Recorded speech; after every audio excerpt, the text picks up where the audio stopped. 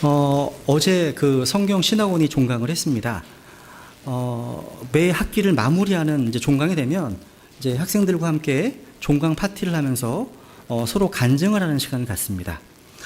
어제 간증하신 분들 가운데 한 자매님의 간증이 기억에 남는데요. 이 자매님은 여수가 고향이신 자매님이세요. 중학교 2학년 때 예수님을 믿고 구원받았습니다. 기쁜 소식 선교회라는 곳에서 구원을 받았답니다. 그분이 구원받고 나서 이제 꿈이 선교사였습니다. 선교사. 그래서 그 당시에 배우기를 복음을 가진 교회는 우리 교회밖에 없다.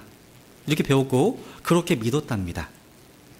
여러분 조심하셔야 됩니다. 우리 교회만 유일한 교회이고 우리 교회에만 복음이 있고 우리 교회에만 진리가 있다.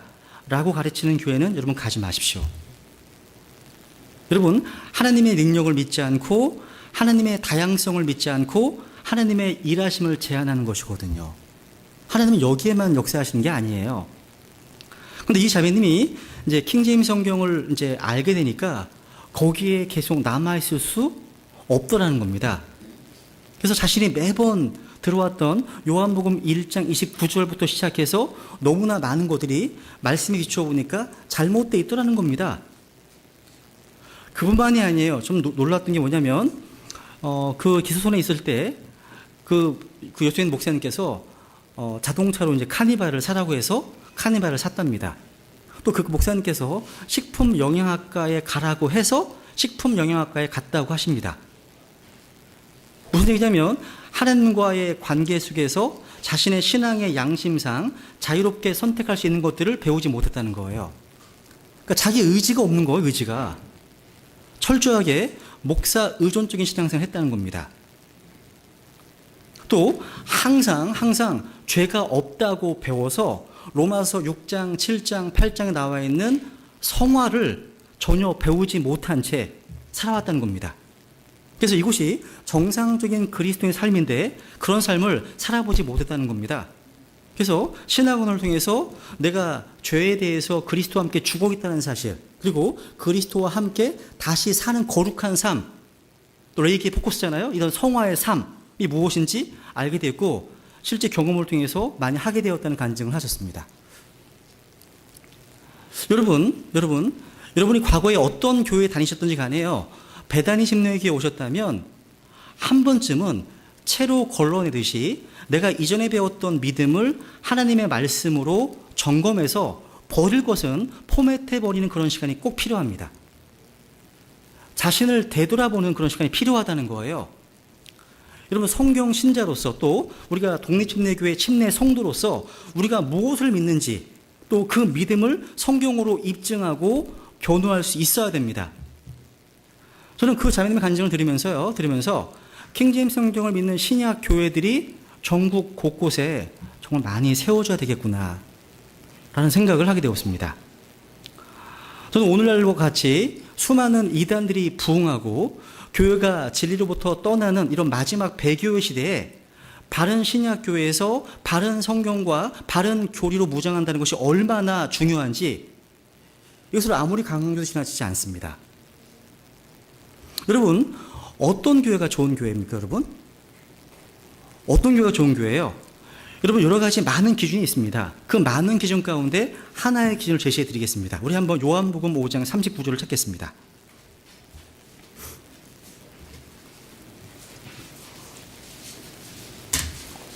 아주 유명한 말씀이죠. 요한복음 5장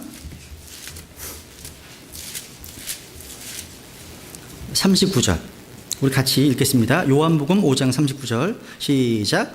성경 기록들을 탐구하라. 너희가 그것들 안에서 영원한 생명을 얻는 줄 생각하거니와 그것들은 곧 나에 대하여 증언하는 것들이니라. 여러분 성경 기록을 그러니까 성경을 바르게 배우면 성경이 증언하고 있는 예수 그리스도를 알고 그분을 믿게 됩니다. 성경을 배우게 되면 이게 성경의 핵심입니다. 모든 성경 기록은 바로 예수님을 증언합니다. 31,102구절, 1189장, 그리고 66권 성경에 수없이 많은 등장인물이 등장해요. 복잡한 스토리가 있고 또 성막에 여러 복잡한 내용이 나오잖아요. 그 모든 복잡한 사건과 의식과 절기와 인물들, 이 모든 것들이 다 누구를 겨냥하고 있습니까? 다 예수 그리스도를 증언합니다. 여러분이 창세기 1장을 통해서 예수님을 보지 못했다면 성경을 제대로 읽은 것이 아닙니다. 성경 전체가 바로 우리의 구주 예수님을 증언하고 있기 때문에 그렇습니다. 그래서 우리가 이 성경을 올바르게 배운다면 예수님을 알고 믿을 수밖에 없습니다. 모든 성경 기록이 예수님을 증언하기 때문이죠. 그래서 기독교 핵심을 누군가 이렇게 했습니다. 기독교는 그리스도다. 그러니까 Christianity is Christ라는 표현을 씁니다. 기독교는 한마디로 그리스도 자체입니다. 여러분 혹시 그런 생각 하신 적 없으십니까? 내가 올바른 교회 다니고 있는 걸까? 내가 바른 교회 다니고 있는 걸까? 혹시 지금 내가 세뇌당하는 거 아닐까? 이런 생각 안 해보셨어요? 생각하셔야 됩니다. 그걸 확인할 수 있는 방법이 있습니다. 내가 정말 바른 교회를 다니고 있다는 것을 알려면 그럼 교회가 뭐예요? 교회가 뭐죠? 한자의 교회가 뭐냐면 가르칠 교자에다가 모일 회자입니다. 무리 회자, 모일 회자. 말 그대로 이 세상에서 하나님의 말씀을 가르치기 위해서 존재합니다. 교회는요, 하나님의 말씀을 전하기 위해서 이 땅에 존재합니다. 여러분 계시록 2장과 3장에 보시면 귀 있는 자는 성령께서 교회들이 하시는 말씀을 들을지어다. 말씀을 들을지어다. 정말 내가 올바른 교회에 다니고 있다는 것을 어떻게 합니까? 하나님의 말씀을 제대로 배우고 있다면 올바른 교회에 다니고 있는 겁니다. 여러분 교회는 왔는데 말씀은 가르치지 않고 맨날 간증만 해요. 연극만 합니다. 목사님 자랑만 합니다. 그건 바른 교회가 아니죠. 교회를 다닌 지 10년, 20년이 넘었는데도 불구하고 요한계시록이나 이사야나 에스겔이나 예레미야나 이런 책들을 전혀 다뤄본 적이 없다면 그건 문제가 있는 거죠. 바른 교회가 아닙니다. 여러분 꽤 큰 교회이고요. 목사님 무지 유명하십니다. 근데 오랫동안 교회를 다녔어. 근데 아무리 다녀도 난 성경은 잘 모르겠다. 그런 교회 다니시면 안 돼요. 아니면 안 됩니다, 여러분. 근데 교회도 작고 초라합니다. 또 어떤 PD 이름과 같은 사람이 목회를 하고 있어. 여러분 다들 모르시는구나. 제 이름 되게 유명해요. 나영재 PD 쳐보세요. PD가 쫙 나와요. 그리고 나이는 40대 중반밖에 안 된 목사지만 머리가 하얗게 씌워가지고 비호감이에요, 비호감. 근데 교회를 다니면서 성경은 알겠다. 그럼 올바른 거 다니고 계신 겁니다. 여러분 병원에 가셨는데 야 시설이 정말 세련되어 있습니다. 인테리어가 너무 훌륭합니다. 의사는 거의 탤런트 수준이에요. 얼마나 매력적인지 몰라요. 목소리도 너무 성우예요, 성우. 근데 그 병원에 다니면 다닐수록 병이 도지고 있어. 그런데 어떤 병원에 갔더니 인테리어도 정말 엉망이고 의사도 영 인상이 아닌 것 같아. 또 말은 정말 투박해. 혀도 짧어. 근데 다니면 다닐수록 병이 낳고 있어. 여러분 어디 다니시겠습니까? 하물며 교회는 말할 것도 없죠. 여러분 우리가 올바른 교회를 다니는지 어떻게 확인하냐면 교회는 말씀을 전하고 이 생명의 말씀을 전하 가르치는 곳이죠. 그죠? 내가 다니면 다닐수록 성경을 알겠다. 그러면 올바른 교회를 다니고 있는 겁니다. 그리고 또 한 가지가 있습니다. 여러분 내가 말씀을 배우고 있는데 정말 이 말씀을 내가 올바로 배우고 있는 걸까? 어떻게 확인할 수 있어요? 어떻게? 이러면 안 되세요? 내가 제대로 배우고 있는 거 맞아? 성경 공부하는데? 어떤 분들은 기껏 성경 공부를 많이 이제 한다고 하시더니 자칭 메시아라고 하는 이단 교주 믿는 분들도 많이 있습니다. 내가 진짜 성경을 올바로 배우고 있는지 어떻게 확인할 수 있을까요? 방법이 있습니다. 말씀 나와 있잖아요. 모든 성경으로 누구를 증언한다고요? 예수 그리스도를 증언하고 있습니다. 내가 성경을 올바로 알고 올바로 배우면 배울수록 성경이 증언하고 있는 예수님을 알게 되고 예수님을 믿게 되고 예수님을 사랑하게 됩니다. 그거가 여러분. 근데 여러분 열심히 성경을 배웠는데 그 교회를 세운 목사님이나 어떤 교주님이나 그런 분들과 가까워졌어. 잘못 배운 겁니다. 잘못 배운 거예요. 이단이 그렇습니다. 이단이요. 뭐 성경 가르친다고 몇 단계 열심히 가르칩니다. 그리고 다 배웠더니 이분이 그분이네. 이런 거 있잖아요. 이래가지고 이담 있는 거 많이 있거든요. 많이 봤어요, 여러분요. 여러분, 모든 성경은 예수 그리스도를 증언합니다. 늘 확인하세요. 내가 바른 거 다른 게 있는 걸까? 그리고 내가 말씀을 제대로 배우고 있는 걸까?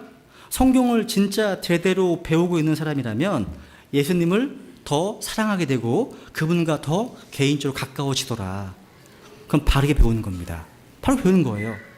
근데 자기 교파에 대한 맹목적인 추종자가 되고 하나님과는 점점 더 멀어지고 있다면 그건 잘못된 겁니다. 잘못된 거예요. 그렇기 때문에 그 교회가 갈만한 교회인지 아닌지 이렇게 저렇게 확인하고 확증하는 작업이 꼭 필요합니다. 저는 조유교회 누가 오시잖아요. 오시면 처음에 와서 뭐 교회 회원 등록 안 하라고 말씀드립니다. 오셔서 최소 한 달 다녀보시고 이 교회가 주님께서 인도하신 거 확신이 들면 그때 말씀하시라고 말씀드려요. 그럼 그래야 됩니다, 여러분. 여러분, 어떤 게 조유교회냐면 성경이 보면요, 우리의 판단과 주님의 판단이 상당히 다릅니다. 달라요. 그러니까 우리의 생각으로 좋다고 판단한 교회가 주님 보시기에 아닐 수가 있습니다. 여러분, 계시록 3장에 보시면 라오디게아 사람들 교회가 있죠. 그 교회는 스스로 보기에는 너무 부유하고 부족한 게 아무것도 없대요. 근데 주님께서 보시기에는 가난하고 헐벗고 눈멀어 있고 비참하다고 말씀하십니다. 다르죠? 계시록 2장에 보시면 서문학 교회가 나와요. 박해받는 교회죠. 이 서문학 교회는 가난한 교회였는데 주님 말씀하시기를 네가 가난하지만 실상은 부유한 자다. 이렇게 말씀하십니다. 그러니까 교회는 그 교회의 머리 대신 예수 그리스도께서만이 가장 정확하게 평가하실 수 있습니다. 그리고 이 교회의 진짜 상태를 알 수 있습니다. 주님께서 만약에 엑스레이처럼 우리 베다니 침례교회를 지금 꿰뚫어 보고 계시다면 어떠한 평가를 받을지 전 두렵습니다. 두려워요. 그리고 주님께서는요, 지금 요한계시록을 주시면서 그 당시 소아시아에 존재했던 7교회를 선택하시고 또 그 교회들을 진단하시면서 책망도 하시고 칭찬도 하셨습니다. 그래서 주님께서 기대하시는 진정한 교회가 어떤 교회인지를 보여주셨습니다. 그래서 우리 이 말씀을 통해서 교회 선택의 기준을 발견할 수 있습니다. 여러분, 오늘 보셨던 7교회 가운데 에베소 교회는요, 특별히 사도 바울이 개척했어요. 그리고 사도행전에 보시면 3년 동안 그 교회에 머물면서 사역했던 아주 건강한 교회였습니다. 그런데 시간이 흐르면서 등잔대가 옮겨질 수 있는 치명적인 문제가 있는 교회가 되었습니다. 우리는 오늘 이 에베소 교회를 통해서 말씀하신 주님의 음성을 통해서 오늘날 우리 지금 베다니 침례교회를 말씀하시는 주님의 음성을 들을 수 있어야 됩니다. 그래서 좋은 점은 배우고 약점은 보완해서 주님께서 기대하시는 그런 교회가 되기를 소망하는 겁니다. 그럼 첫 번째, 주님께서 칭찬하시는 게 뭡니까? 한번 계시록 2장 2절 3절입니다. 이 교회는 섬기는 교회였고 수고하는 교회였고 인내하는 교회였습니다. 한번 계시록 2장 2절 3절 같이 읽겠습니다. 다시 한번.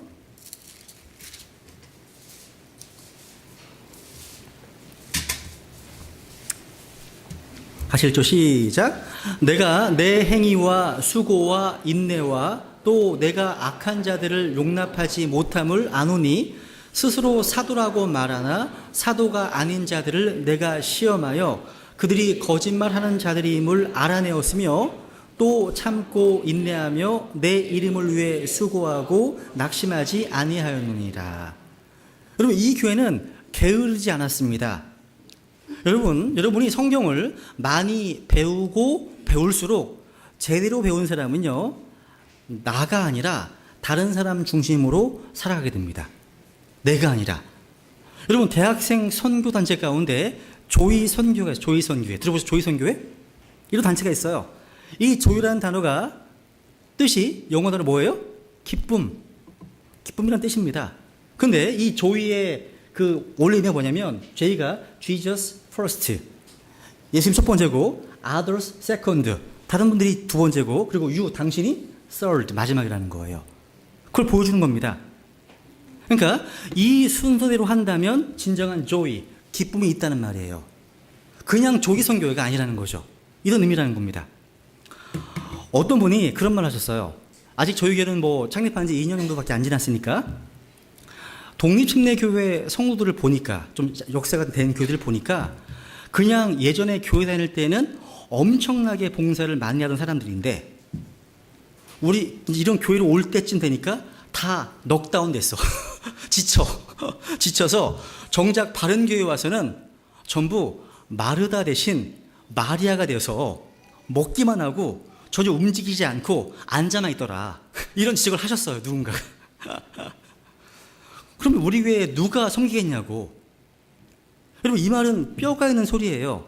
이 말은 그분이 교회를 비판하기 위해서 한 말이 아니에요. 균형이 잡혔으면 좋겠다는 얘기예요. 균형이요.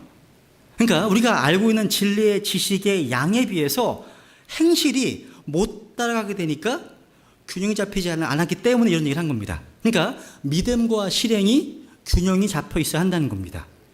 바른 얘기예요, 여러분. 여러분, 에베소 교회는 이렇게 수고하는 교회, 섬기는 교회였습니다. 아주 바쁘게 주님의 사역을 수행하는 교회였습니다.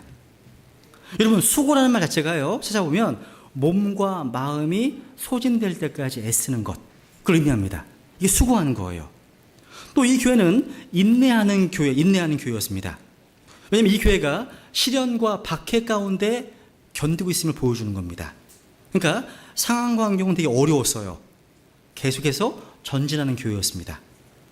그런데 이 말씀 가운데 와닿았던 표현이 뭐냐면 7교회를 말씀하시면서 계속 주님께서 반복하시는 표현 중 한 가지가 주님께서 알고 계시다는 거예요. I know. 알고 계시다는 거예요. 보세요, 아까 주님께서 내가 안답니다. 네 행위와 수고와 일을 아신답니다. 주님 알고 계십니다. 하나님께서는요, 우리의 모든 행위를 알고 계십니다. 하나님께서는요, 우리의 섬김과 수고와 인내를 알고 계십니다. 또 그걸 칭찬하십니다. 요한복음 1장에 나다나엘을 기억하십니까? 1장 48절. 나다나엘이 그분께 이르되 어떻게 나를 아시나이까 하매 예수님께 그에게 대답하여 이르시되 빌립이 너를 부르기 전에 내가 무화과 나무 밑에 있을 때 내가 너를 보았노라 하시니. 여러분이 혼자 있을 때 주님 보고 계십니다.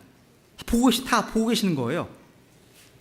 그러니까 이게 우리에게 많은 위로와 힘이 되지 않습니까? 그죠? 두렵기도 하고. 그죠? 두렵기도 하고요.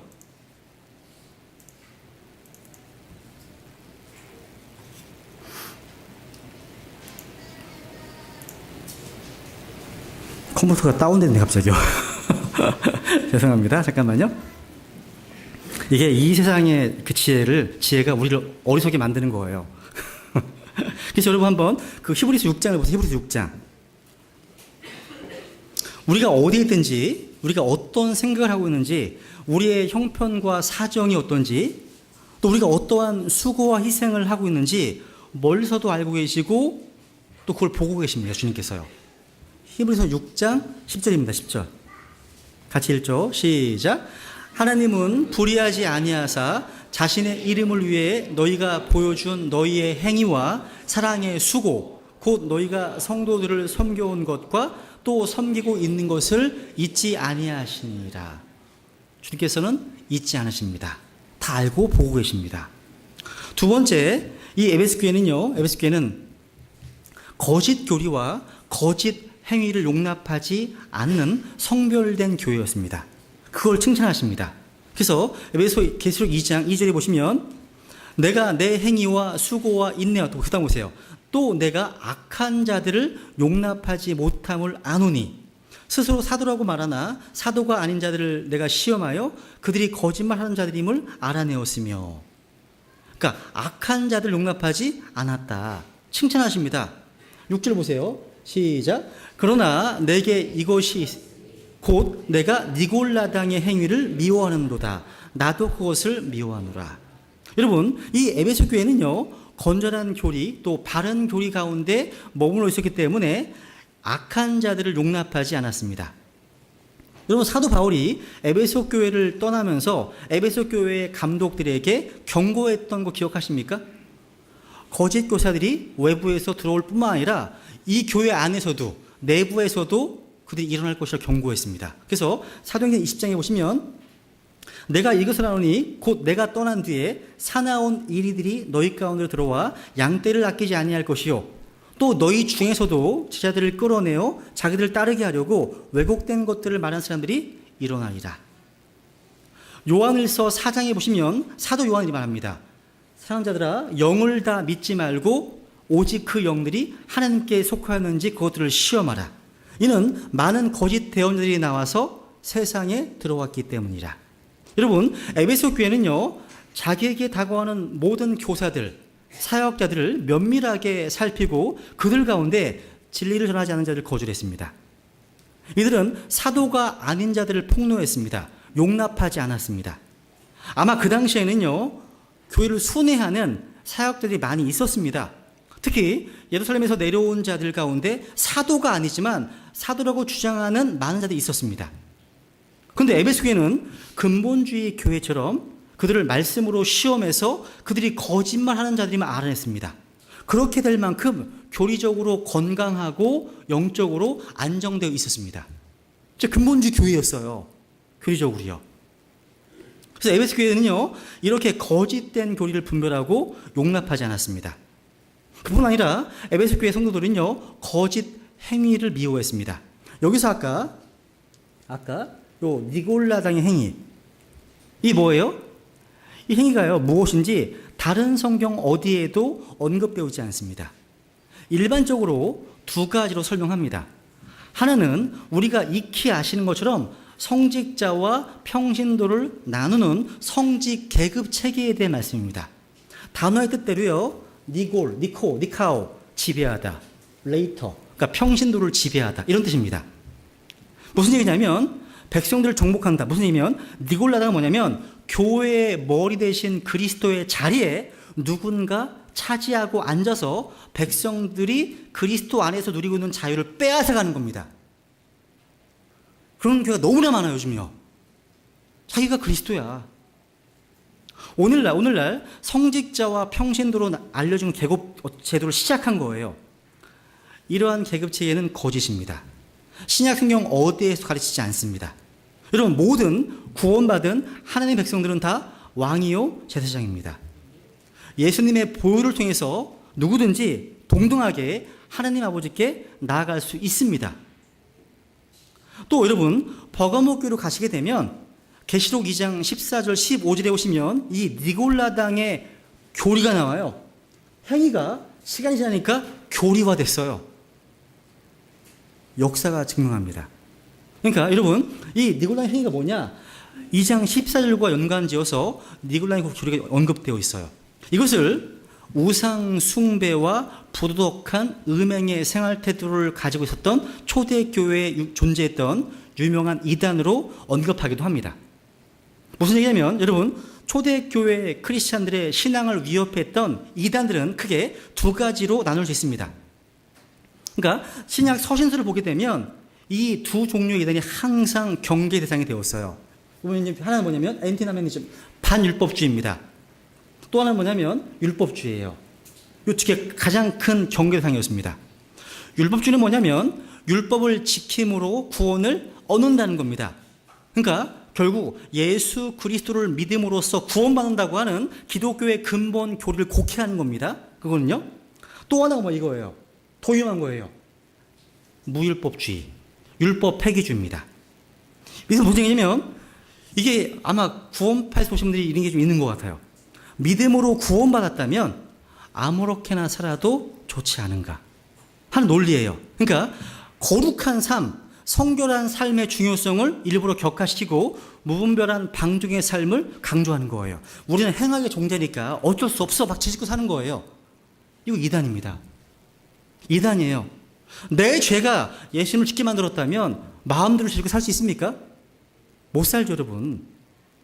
여러분, 성경은 뭘 가르칩니까? 물론 우리가 행위로 구원을 받는 것은 아니지만 그렇다고 행위의 중요성을 간과하는 것도 아니에요. 여러분, 믿음으로 구원받은 사람들에게는 구원의 열매로서 반드시 works, 행함이 있어야 됩니다. 이 행위가 구원의 조건은 아니지만 구원의 열매로서 반드시 강조될 필요가 있습니다. 특별히 에베소 교회와 에베소 도시 안에서 문제가 된 것은 바로 이 무율법주의 성향을 지닌 니골라당, 이라고 하는 이단이었다고 설명하는 겁니다. 그래서 이 니골라당의 영향 때문에 교회가 순결을 잃어버릴 위험에 처해 있었던 겁니다. 그런데 에베소 교회는요, 이것을 잘 분별해서 그 거짓된 자들의 정체를 드러내고 복음의 진리를 수호했습니다. 악한 자들을 용납하지 않았습니다. 그것이 주님께서 잘한 일이라고 칭찬하신 겁니다. 칭찬하신 겁니다. 여러분, 우리 교회 가운데 잘못된 교리, 거짓된 교리, 이단 교리가 전파되고 있다면 여러분 안 되는 겁니다. 목사인 제가 이런 잘못된 교리를 가리신다면 저를 쫓아내셔야 되는 겁니다. 성경을 말씀하시는 거예요. 여러분, 그렇다면 주님께서 기대하시는 교회의 모습, 그 모습으로 우리 베다니 침례교회가 21세기에 용납하지 말아야 될 거짓 교리들과 거짓 행위들이 많이 있겠죠. 이 내용은 제가 다음 주나 한번 오후에 정리하고 넘어가겠습니다. 이게 아마 앞에서 언급해드렸던 교회 선택과 관련해서 하나의 기준이 되지 않을까 생각합니다. 우리가 왜 평생 잘 다니고 있었던 교회들을 박차고 나올 수밖에 없었는지 아마 지금 시점에서 한 번 정도 점검하고 넘어가는 것이 필요하다고 생각합니다. 그래서 아마 다음 주 오후쯤에 하겠습니다. 우리는 킹제임스 성경을 우리의 믿음과 실행에서 유일한 기준으로, 최종 권위로, 유일한 권위로 삼았기 때문에 이곳에 베다니 침례교회가 세워진 겁니다. 바른 성경과 바른 교리와 바른 믿음 때문에 우리가 그동안 잘 다니고 있었던 교회들을 박차고 나올 수밖에 없었던 것입니다. 이게 두 번째. 이제 에베소 교회에 대한 주님의 책망 한번 드려보죠. 이 교회는요, 처음 사랑을 버린 교회였습니다. 한번 계시록 2장 4절을 같이 읽어볼까요?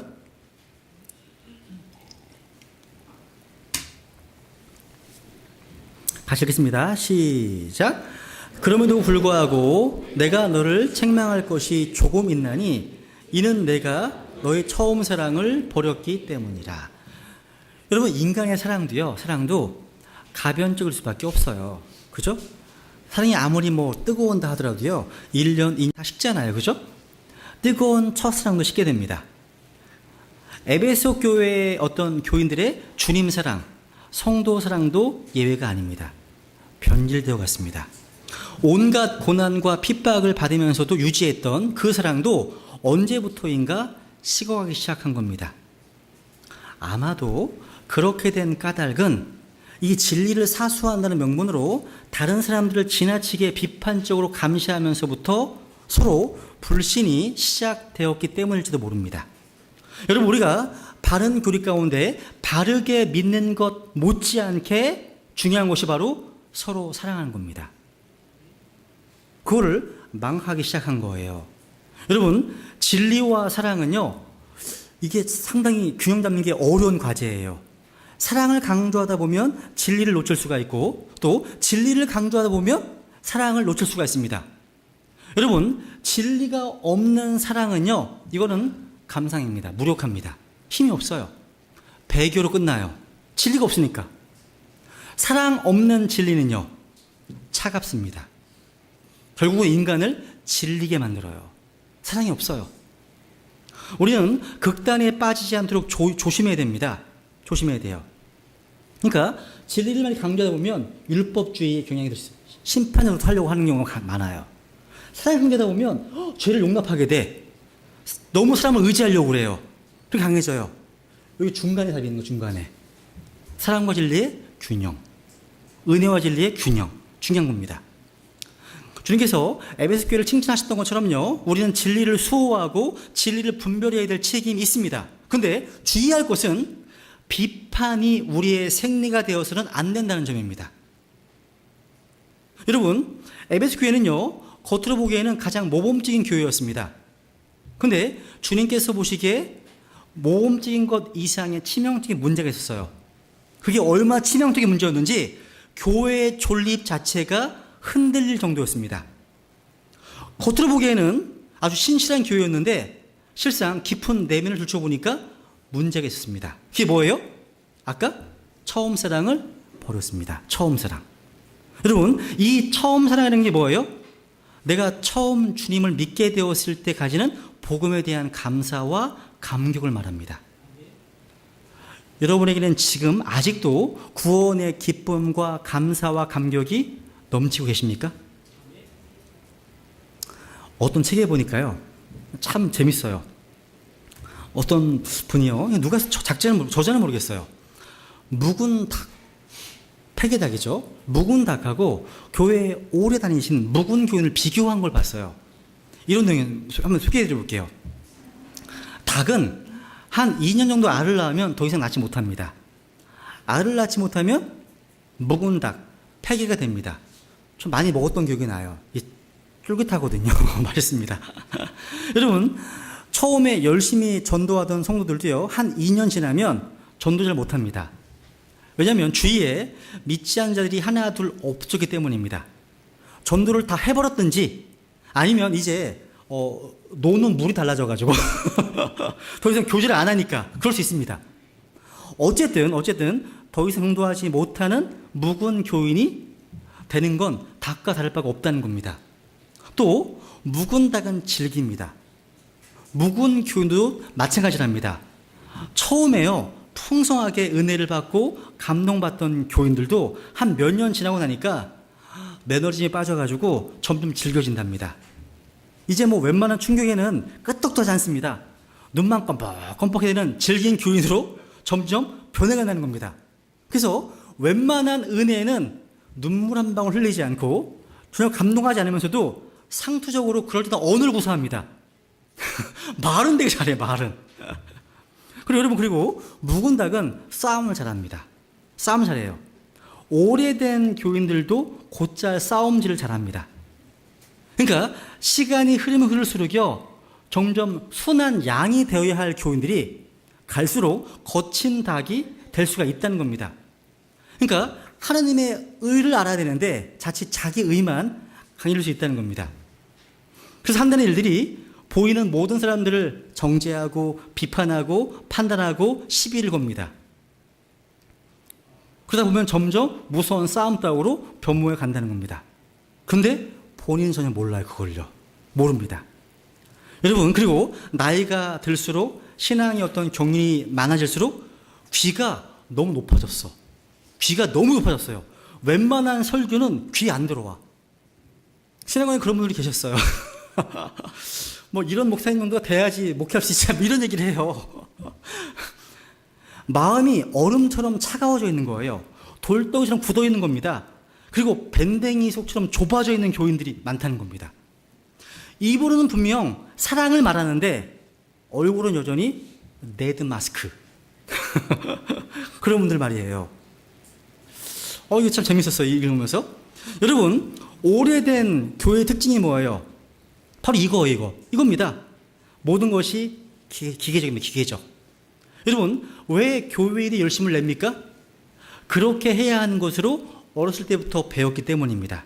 교회 생활이 익숙한 거예요. 늘 그렇게 생활해왔기 때문이에요. 왜 세상적인 삶을 싫어합니까? 왜 싫어하죠? 익숙하지 않기 때문이에요.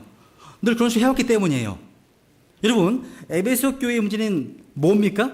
이 교회는 대단히 윤리적인 교회였습니다. 이들은요, 그리스도인들이 어떻게 살아야 한다는 것을 잘 알고 있고 또 그렇게 살고 있습니다. 그런데 그들은 뭘 잃어버렸습니까? 복음의 능력을 잃어버렸습니다. 이들은 설교를 들으면서, 말씀을 들으면서 눈물을 흘린 지가 너무나 오래됐습니다. 이들은요, 하나님 앞에서 간절하게 기도한 지도 너무나 오래됐습니다. 이 교회는요, 전혀 문제가 없는 것 같습니다. 왜냐하면 문제가 있는 자들은 다 쫓겨났든지 없든지 하기 때문입니다. 문제는 그 안에 뜨거움이 없다는 거예요. 모든 것이 기계적이에요. 예배 시간과 예배 형식은 엄격하게 지킵니다. 성도들은 말씀을 잘 알고 있고요. 모두가 다 분별력이 있어요. 근데 뭐가 없어요? 따뜻한 사랑, 뜨거움을 잃어버렸다는 겁니다. 다른 사람들의 잘못을 찾는 데는 상당히 빨라요. 근데 그들 가운데는요, 죄를 회개하고 돌아서는 사람이 없습니다. 문제죠, 여러분? 그래서 복음의 능력이 나타나지도 않고 복음에 대한 감격과 감사도 없습니다. 진정한 기도가 없어요. 뜨거운 찬양이 없습니다. 그냥 다 자기들의 종교 생활, 모험적인 종교 생활에 만족하고 사는 겁니다. 이게 얼마나 무서운 일입니까? 무서운 일이죠. 그래서 오래된 성도들의 특징이 바로 이겁니다. 처음 사랑을 잃어버린 거예요. 복음의 감격이 없는 겁니다. 그냥 자기 힘으로 사는 윤리적인 행위만 남았을 뿐이라는 거죠. 예수님을 진정으로 사랑하지 않으면서도 주님의 이름을 위해서 섬기고 희생하고 고난받는 것은 가능해요. 가능합니다. 에베소 성도들은요, 수고와 분리와 순결은 있었지만 사랑과 뜨거움을 잃어버렸습니다. 근데 교회는 둘 다를 가지고 있어야 돼요. 둘 다를요. 이런 상황에서 주님이 뭐라고 말씀하십니까? 한번 5절 보세요. 5절. 주님 이들이 어디서 떨어졌는지 기억하고 회개하라고 말씀하십니다. 같이 읽죠. 시작. 그러므로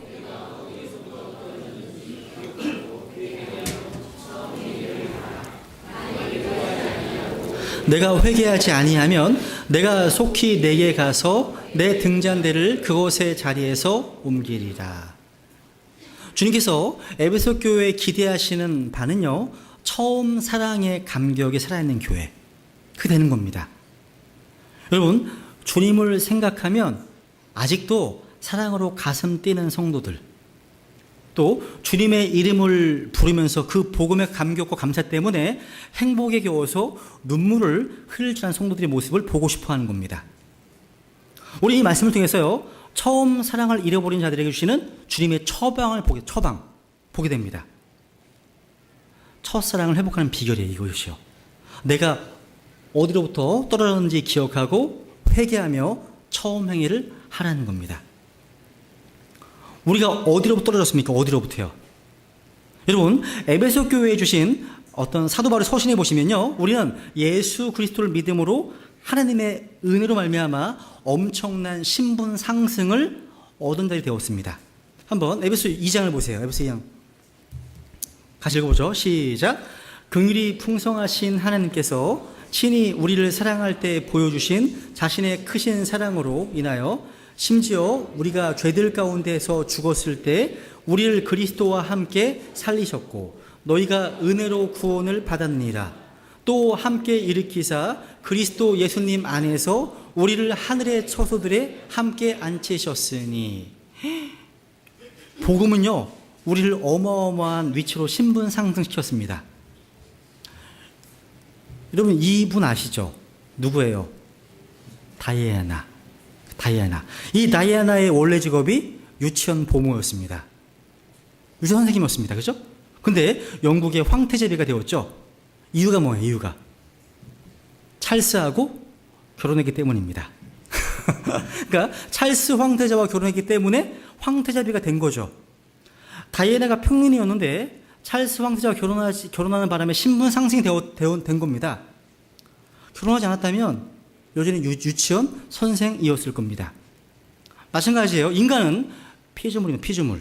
피조물이었는데 예수 그리스도 십자가 사랑을 받아들임으로 하나님의 영광에 참여하게 된 겁니다. 여러분, 이분 아세요? 에바 페론. 아름다운 여자였습니다. 이분은요, 불행한 가정에서 태어났어요.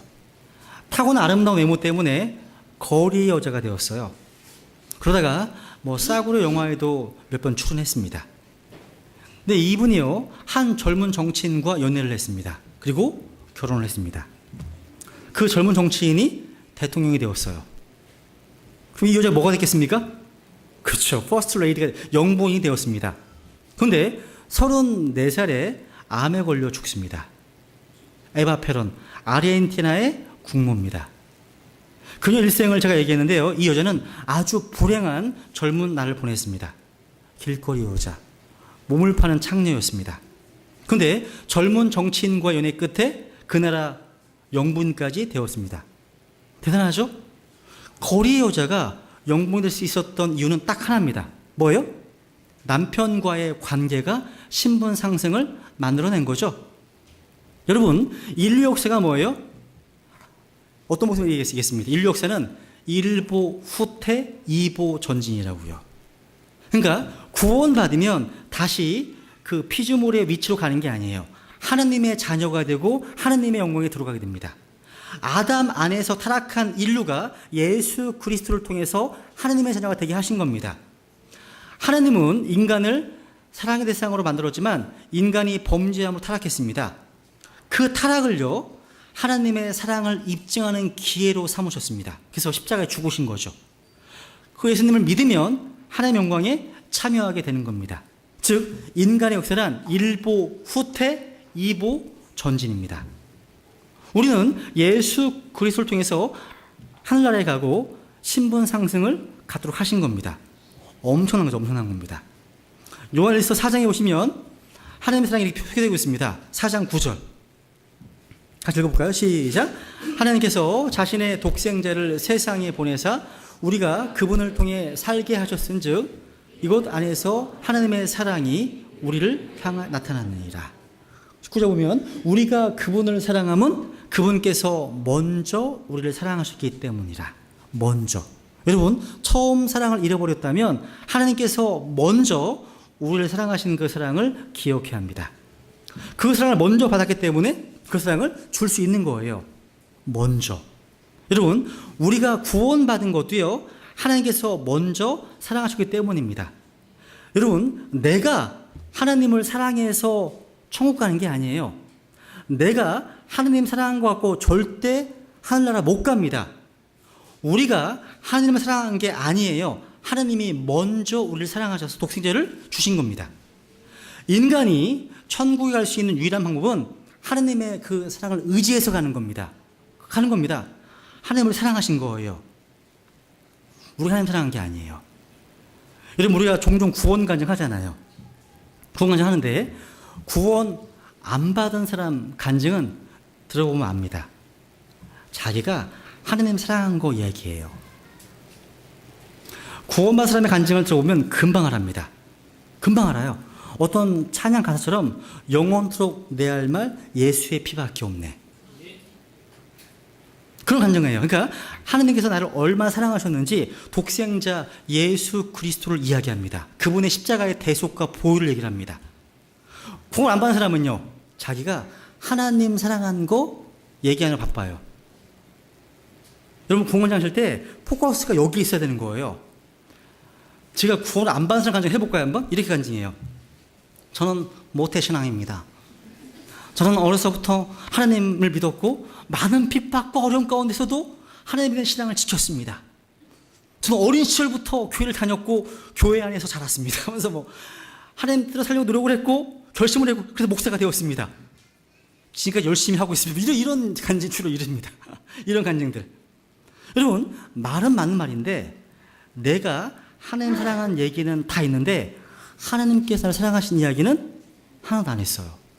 이게 문제죠. 이거 아니에요. 이게 구원 안 받은 사람의 특징이에요. 자기 공로에 사로잡혀 있는 겁니다. 자기 의로는 절대 천국 못 갑니다. 구원은 하나님이 우리를 먼저 사랑하신 것, 하나님의 사랑이 여기에 있다. 독생자 주셨다. 그분의 섬김을 받아본 것, 그 구원이에요. 여러분, 설교의 황태자 누구예요? 유명한 1800년대에 유명한 영국의 목사님이 계세요. 찰스 헤이든 스펄전 목사님이에요. 이분이 3,500편의 설교를 했어요. 저한테 DVD가 하나 있어요. 이분이 설교가 다 들어있어 거기에요. 너무 대단해요. 대단합니다. 그래서 이분이 별명이 뭐라고요? 설교의 황태자예요. 전 설교의 내시라는 말 듣고 싶어요. 그 말이라도. 이분은 황태자. 저는 게임이 안 되죠. 얼마나 설교를 잘했으면, 그죠? 근데 이분이요, 한 50대에 돌아가셨어요. 근데 놀라울 정도로 겸손함을 유지하다가 죽었습니다. 몸에 항상 통증이 있었습니다. 이분의 자서전에 보니까요, 몸을 조금만 움직이면 칼로 쑤신 것 같은 고통 가운데 시달렸다. 이런 말이 기록되어 있습니다. 너무 고통이 심하니까 통증을 치료하기 위해서 프랑스로 건너가셨다가 거기 돌아가셨습니다. 거기서요. 그분 돌아가실 때요, 누가 물어봤답니다. 옆에 있다가. 목사님은 평생 설교하셨는데 그 목사님 설교하시는 게 한마디로 뭡니까? 이 스포츠 목사님께서요, 죽음 앞에서 한 말이에요. 내가 평생 설교한 것은 4 words, 4단어뿐입니다. 4단어. 그러니까 3,500편의 설교를 하신 분인데 그게 뭡니까? 이렇게 대답했습니다. Jesus died for me입니다. 예수님께서 나를 위해 죽으셨습니다. 내가 평생 설교한 네 단어입니다. 한마디로 스펄전 목사님은요, 평생 첫사랑의 감격과 은혜로 사신 겁니다.